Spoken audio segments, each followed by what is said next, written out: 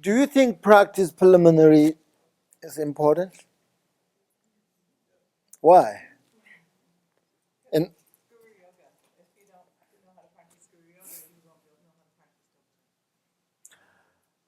but Guru Yoga is the last preliminary.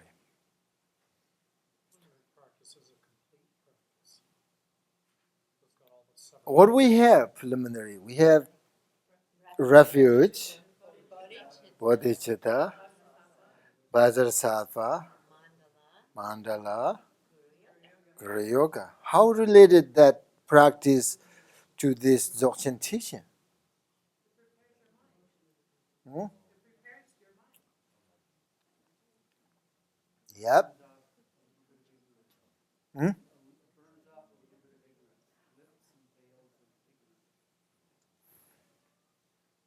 Well, doing refuge and visualizing the refuge tree and the lineage, it's kind of what you're saying, that this comes down to us through a lineage of teachers.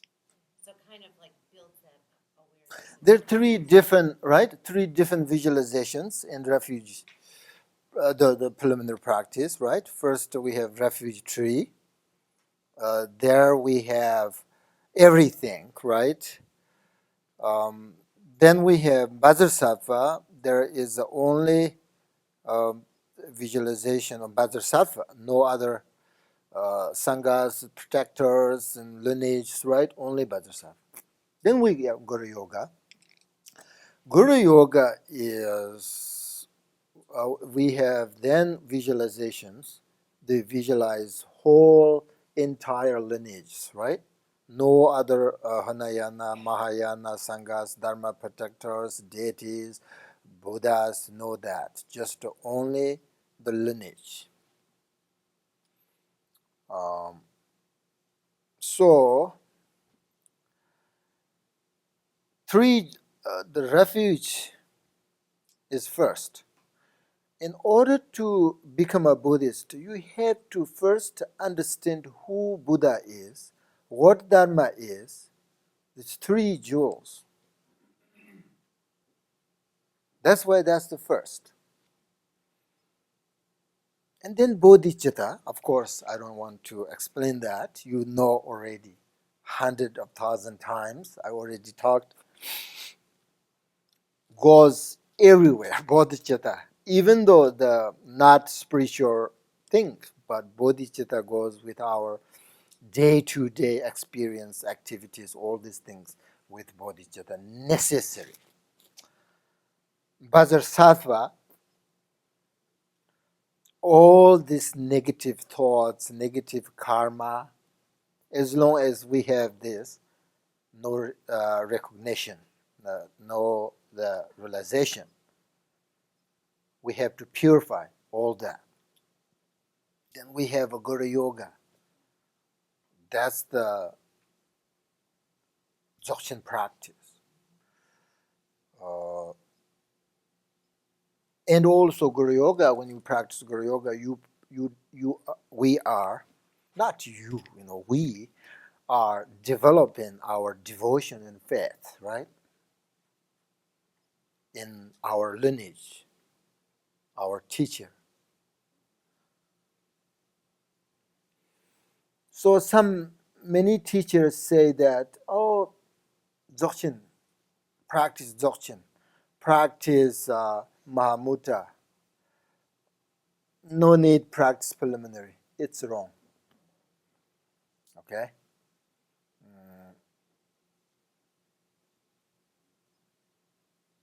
It's very wrong. I mean, it depends the student, right? But if this student, this kind of student, yeah.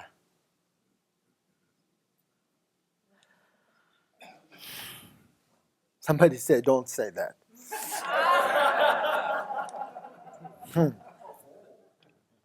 So it's it's very necessary to practice preliminary. So why I say that? Dharma protectors, lineages. Very good. Many of you already finished practice, the preliminary. You're ready then. Uh, Now, the Vipassana, I want to talk a little bit categories of Vipassana.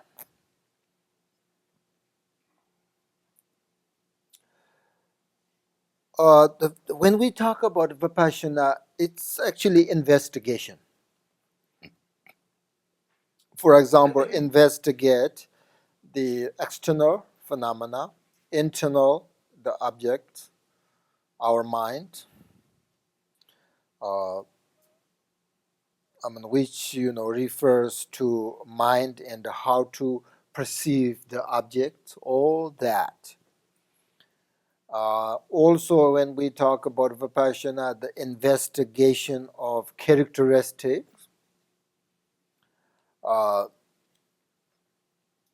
very important. Buddhism, philosophy, especially, understand the characteristics, very important. So we investigate that, which is we sort of examine the object more in detail when we talk about characteristics.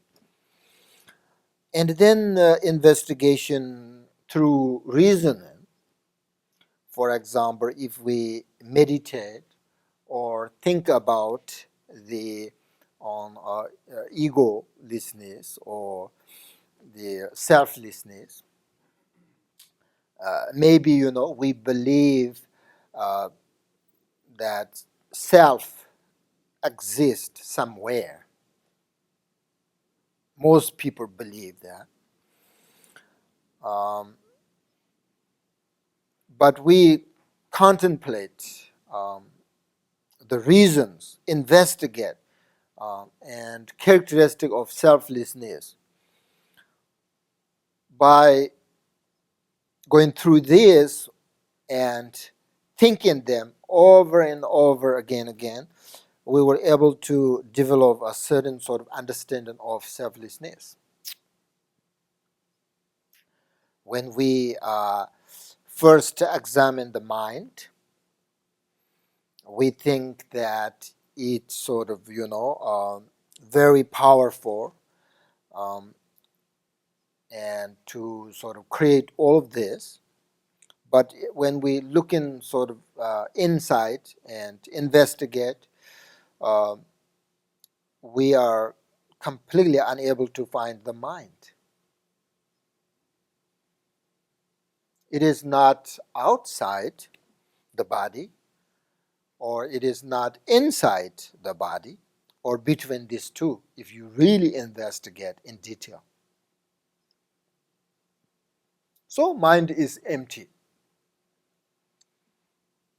So when we say the mind is empty, we don't mean that mind doesn't exist at all, or mind is sort of empty. Emptiness of mind is like sort of empty space, that has nothing sort of in it. It's very, difficult to understand this nature. Uh, but always we explain when we talk about nature mind, we need to understand what is the clarity, awareness, emptiness. So always in Buddhism, the Dzogchen teachings, they always talk about the mind, the nature of mind. If we um, give you the characteristic of the nature of mind, the characteristic nature of mind is uh, the union of emptiness and clarity. That uh, nature we have to uh, meditate, and uh, we have to experience that. So in relative level, we have three things, right? We have a mind, we have thoughts, we have perception. These three are different, completely different. Ultimate level, none of exist. Beautiful. Uh, this everything appears, change.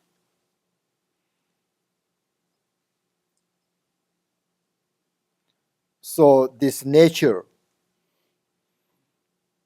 is very, very amazing and beautiful. Uh, it's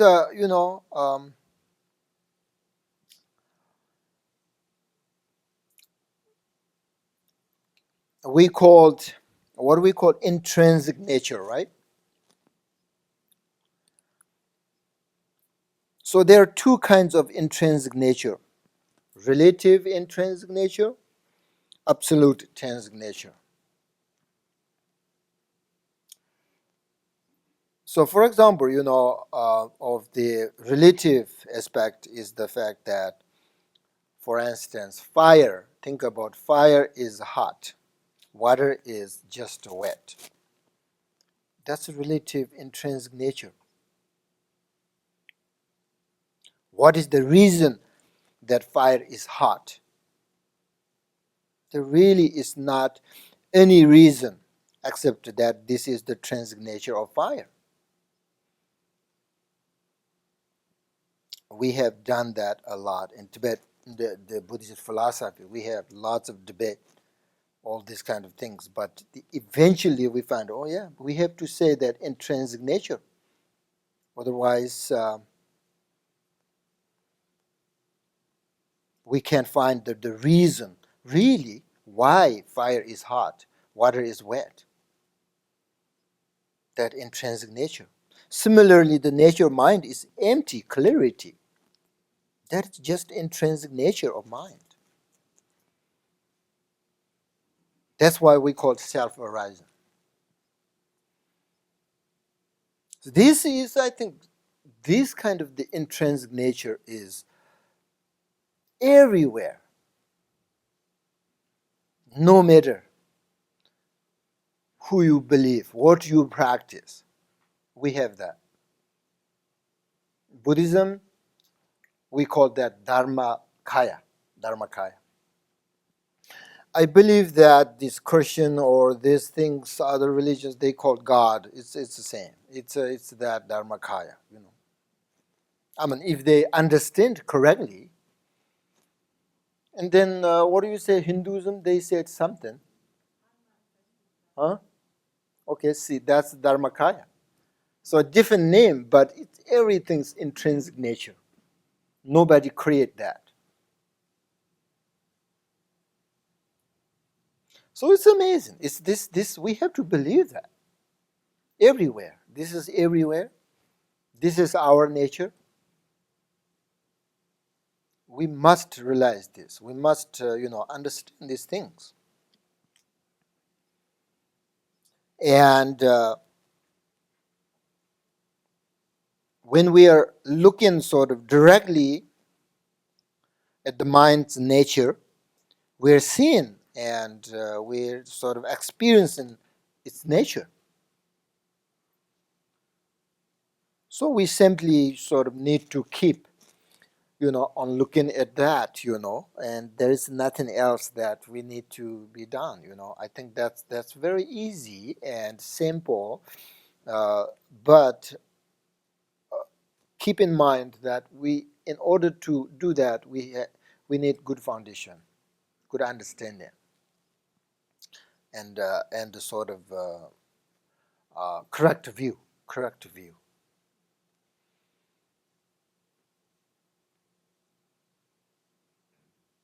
Uh, so there are many sort of two methods: rest in meditation, analytical meditation. we analyze about the mind, and then understand of the view, this nature, uh, then rest the mind in sort of non-analytic meditation, right? This is Vipassana. If something is we don't understand, then we have to investigate. When we say the nature mind, it has no color, no form, no whatever, etc. If we think that's not true, or hesitation, then we have to investigate. Where is your mind? Where? Outside? Inside? We have to invest in detail. And then sometimes you invest that so many times and then you find nothing. If you find something, then you are sort of taking wrong path because you are not find the nature, intrinsic nature. So you have to ask your teacher. Then you have to say some prayers, uh, develop your devotion in your lineage. That will help. And think about bodhicitta. So if you find your intrinsic nature, then no analytical, no investigate. Then you just relax in that, right? Over again, again, again. What do you call it? Uh, that's what we call it, attainment of stability. Otherwise, when we recognize the nature mind, once, twice, nothing, then go away. So we have to, make sure that always we never lose. We never lose this nature mind. I mean, great meditators, they never lose that awareness. Whatever they do, eat, walk, work, whatever they do, they're in that space. Never ever lose, even 1 second. But we just easy to, you know, um, so that's Vipassana meditation. Sometimes only rest in your mind. Sometimes a little bit difficult. Then you have a doubt and hesitation. Then you investigate. And then you find the nature. Then you rest. That's you do. That's a Vipassana. That's you know. Um, and to develop in both this clarity and stability will make the mind very powerful. You know, so Vipassana is the essence of Dharma teaching because it is the way we eliminate all these negative emotions, afflictions. So we rest in meditation in this way, and this is how Buddha or great masters describe the meditation and the way we should practice. Who founded this meditation? Buddha discovered. Um, Through this meditation, then he has so many different ideas for different people. Because of this meditation, this knowledge, this wisdom, understood everything and gives sort of capacity to help others. So, we should practice that way. We just believe our lineage or Buddha because they founded this meditation. we have this profound meditation because of the, Buddha discovered. So there is a reason, there is, that we can change that, because Buddha did. He was just human being like us, and same as just a person. So we I think we can do that too. So the reason why Vipassana or this meditation is necessary to practice is that all these phenomena only appears, uh, they do not exist as we believe they do, right? All these things exist. Uh, but through this meditation, nothing exists. This everything appears like a dream, exactly same. Buddha's point of view, this is dream,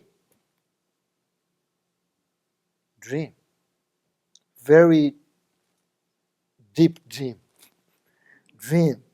It, you know, uh, when we have a dream, we have, some dreams make us happy, some, make us very sad, even though dream, but we don't recognize it is a dream, right? So there is a confusion, there is an ignorance. If you not sort of wake up, or when we have this dream, we believe everything is. That's why the dream make us suffering and happy or whatever.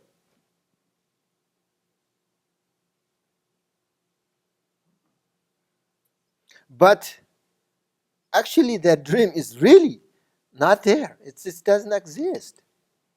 Awakened person point of view, it's a dream. Sometimes people cry and dream, and then when morning wake up and their pillow is kind of getting wet. That happened really. But awakened person point of view, it's kind of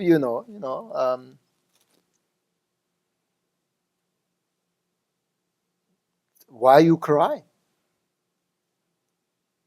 Because of the dream make you very suffering. That's same Buddha's point of view. We are in the dream now. We have this attachment, anger, ignorance. We're not wake up. So Vipassana meditation helps, and tells us, oh, yeah, this is the dream. If you understand when you sleep and you have a dream and you recognize this is a dream, then there is no attachment, no anger. No, it's a dream, right? So then you have no worry. That's same. Buddha said, oh, this is a dream. No need to, angry. No need to no, just to let go everything. Then you don't have samsara. And you have enlightenment. So to attain enlightenment, it is necessary to have sort of direct realization through practice Vipassana, which is the emptiness, right, of these outer phenomena, inner, phenomena. So all these things. Now, another important thing is meditation, the union of shamatha and Vipassana. So, sort of resting without thought is shamatha meditation, right? And seeing that not only without thought, but to recognize the clarity of mind is Vipassana meditation. So we understand that. We need to understand what is different between shamatha and Vipassana. So that's we call the union of shamatha and the Vipassana practice. So first we need sort of to calm mind, and then we will be able to develop the insight of Vipassana. And eventually, these shamatha and Vipassana are two practice are not separate, but are union.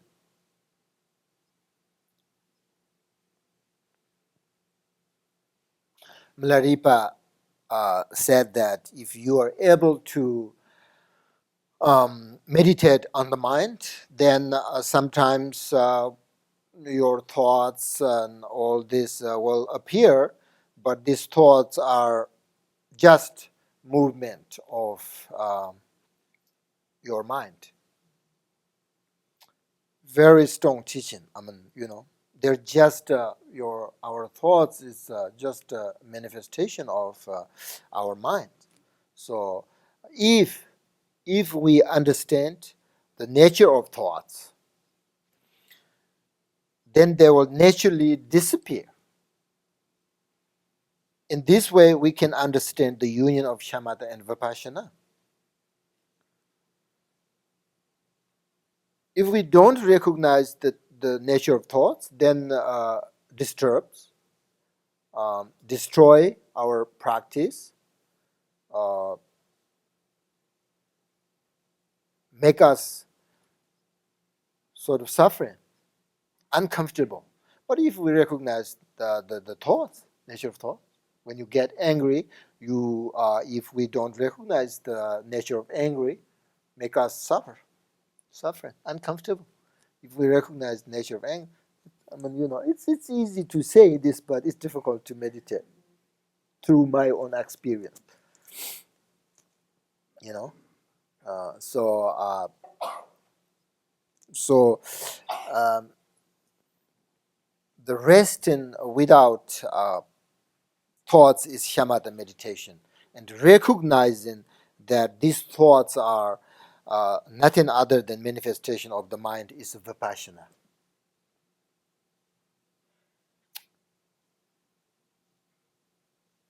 So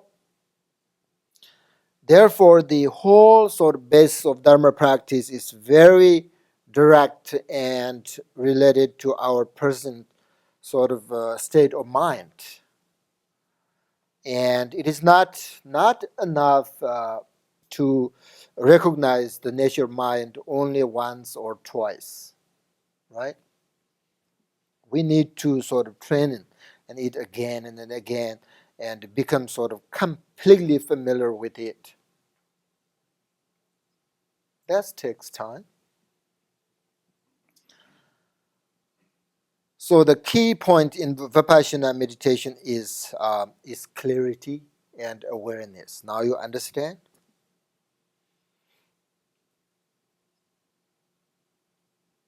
So it is just a state of mind that is not distracted from the present moment. When we sort of bring the mind to rest in its own nature without distraction, then we are in a state of awareness of the present moment. So, concentration is necessary for the meditation, but this awareness, this clarity is very, very necessary in order to achieve sort of certain sort of result for Vipassana. So the awareness and clarity and emptiness, these are most, these teachings, we have lots of, explanation of these things, but I think the most important is we just need to directly see and experience. Uh, so this, now you understand what is Vipassana kind of little bit, right? The essence of Vipassana practice is to recognize this clarity, awareness. These, the details of this practice um, should be received from our individual sort of root teacher, um, because this is the essence of Dzogchen teaching. So when we have a strong heart connection to our teachers, and then receive these, instructions directly from them, it is much more sort of personal and powerful experience.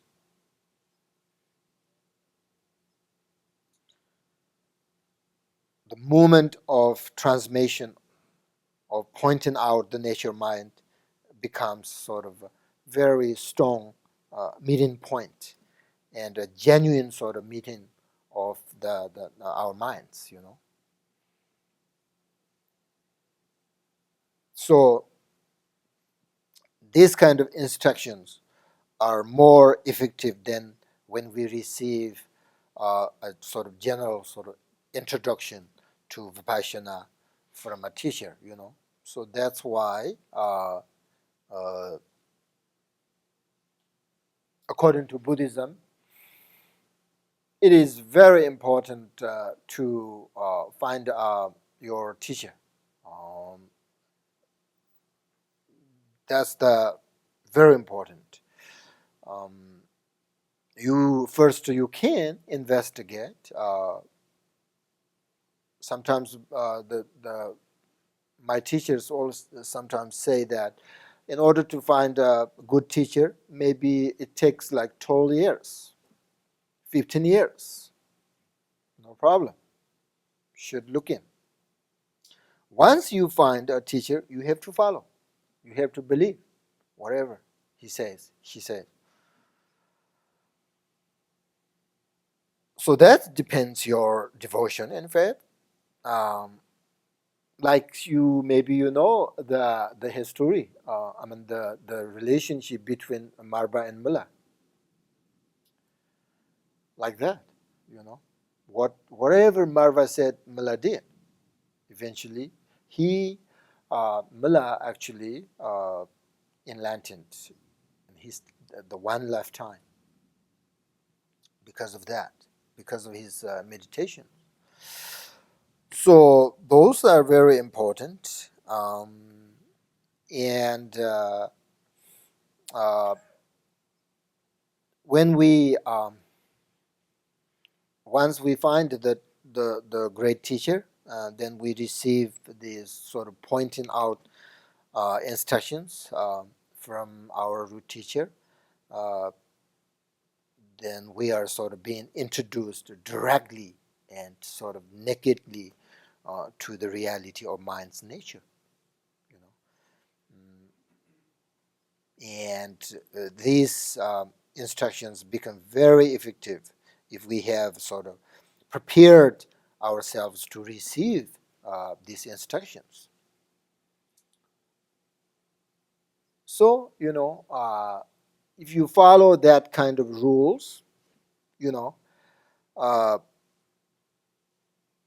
we will, recognize nature mind for sure, for sure. Uh, but again, I think we have only one problem, which is the laziness. That's we have to sort of we have to focus on that. you know if we don't practice, then doesn't matter, right? We recognize it or not, doesn't matter. uh,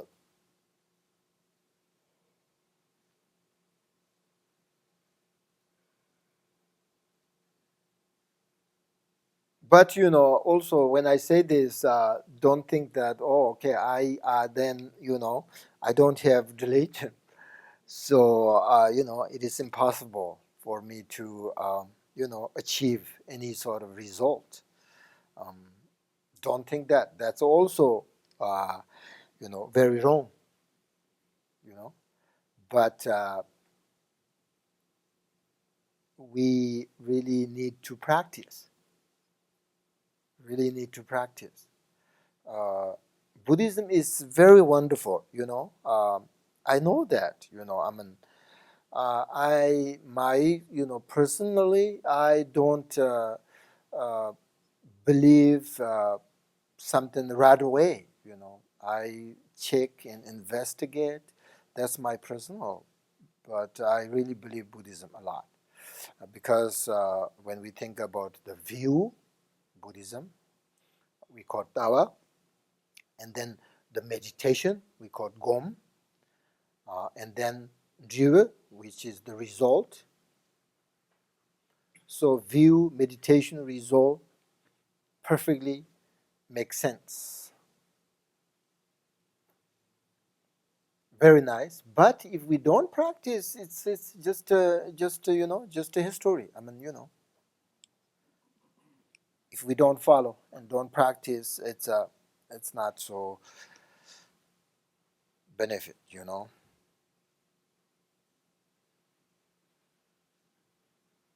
But also sometimes Buddha said, you know, uh,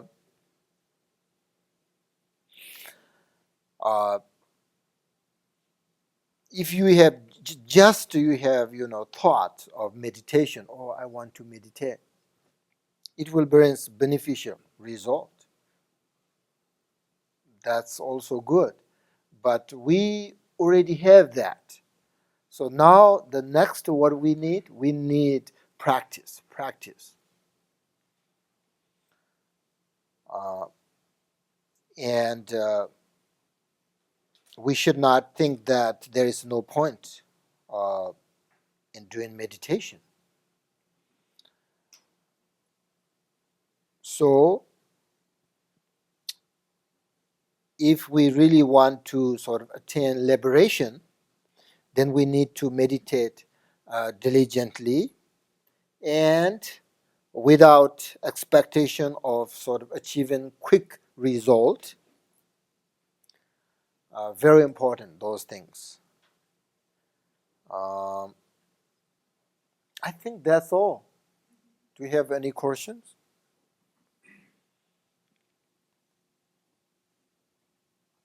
Yeah. I've heard the mind described as a sword, and that the mind can't understand itself because that's like a sword cutting itself.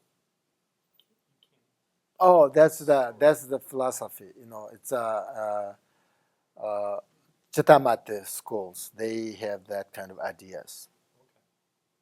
Yeah. But then it made sense that it would take another teacher to cut your sword to show you your own mind. Is that? Yeah, yeah.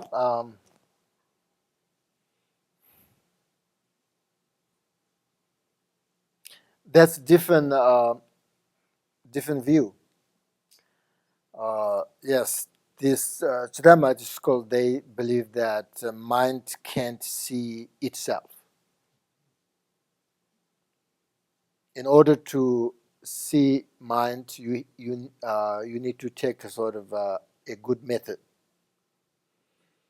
But I think So that's not this method. So you're no, saying that our mind actually can realize itself. right.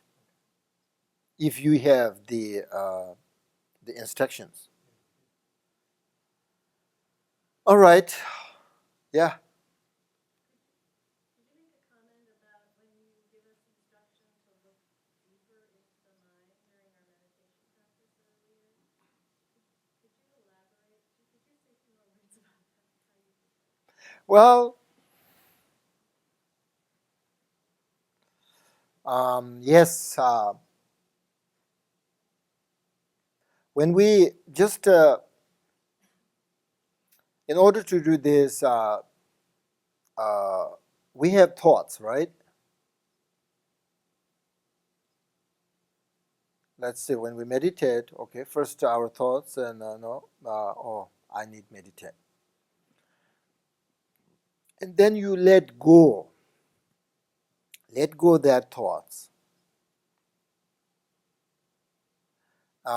When I say look directly in your mind, maybe you have that little bit difficult to understand. Is that your question? I think I get what you're getting at, but when you say go deeper, look deeper into your mind, I mean, you can kind of get to the place where I think I'm trying to find it, then there's nothing. And so Yeah, there are deeper three into that. few levels, few kind of stages there. First, you let go your thoughts, and then next you will experience this peacefulness, and right after that, nothingness. Then go more deeper. You will see the clarity and awareness. Yeah, uh, there are different levels of even though one uh, sort of session. So that's why I'm saying these three or more different levels of meditation. It depends who you are, right? If you're a beginner, then you just let go everything, and then you will find out the peaceful, calm mind. So that's all. Then you have to develop that. And if you're more, then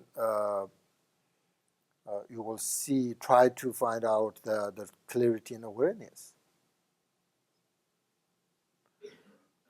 Uh, but in order to do that, very helpful if you practice Guru Yoga before, you don't have to say the prayers words, but just visualize all your lineage, and then the visualizations, the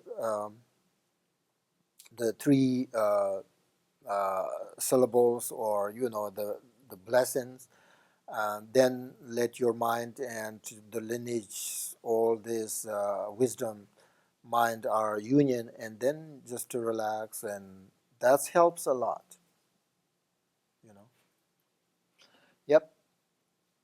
Very simply, several months ago, you said the Buddhist path is, I'm not going to lie to you, the Buddhist path is very difficult.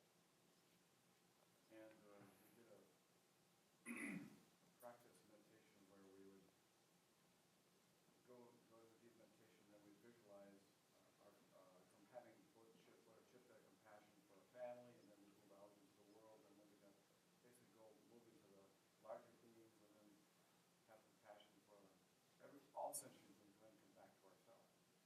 For me, for having going through these teachings, if I don't have bodhicitta, I don't have compassion, then preliminaries and working with my meditation, my mind, that's the key to me to have greater bodhicitta, greater compassion. Mm-hmm. Because as I open up more, I see more suffering, and therefore I'm more want to help all sentient beings reach enlightenment. And so that implies I have to be more kind and more compassionate. Yes, And present in the world to help others. that's correct. So we need to understand two things. Buddhism is one way, the path is very helpful in our life, which is if you practice compassion, bodhicitta, loving kindness, forgiveness, mindfulness, very helpful. It's necessary one person's life. That part is not that difficult, because if you do practice, then you will see the result kind of quickly. When I say Buddhism path is difficult, that is become the, what do you call, Buddha, enlightenment. I mean, honestly, it's not easy. It's not easy. You have to diminish all these things. It's difficult. Diminish your thoughts, your negative thoughts. It's difficult. Not that easy. That need lots of times and diligence, to practice. That part is not that easy. But how to take care of our life, Buddhism is really helpful. That part is not that difficult, and it's necessary. So that's why I like to practice bodhicitta. I like to teach bodhicitta, compassion, all this. I'm not focused on how we get enlightenment. When it's difficult through on my experience, and also when we read the biographies of these great masters, they go through very sort of difficult life. Then eventually they got these great qualities, capacities. It's lots of capacity, but uh, until that they just go through very difficult. They give up everything. We can't do that. Can you? Um, so that's why we should focus on how to develop uh, uh, bodhicitta, compassion. All this very necessary and very helpful. And once we have a genuine bodhicitta, then no matter what, our next life, if there is a next life, will be fine, because we have already bodhicitta, we already developed. So that compassion, when we were born, somebody has already compassion when they're little baby. They don't want to kill the bugs. The little babies, I see that many times.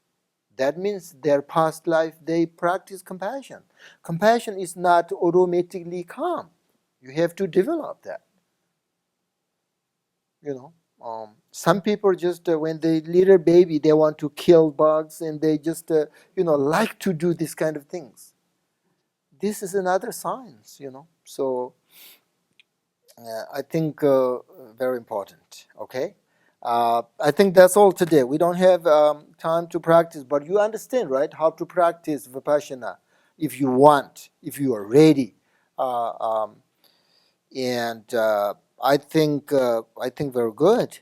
Um, and then that's all. And thank you very, very much for coming and listen, teaching, and practice together. Uh, I appreciate it, and I hope you practice more, and your practice will grow and bring you sort of lots of happiness.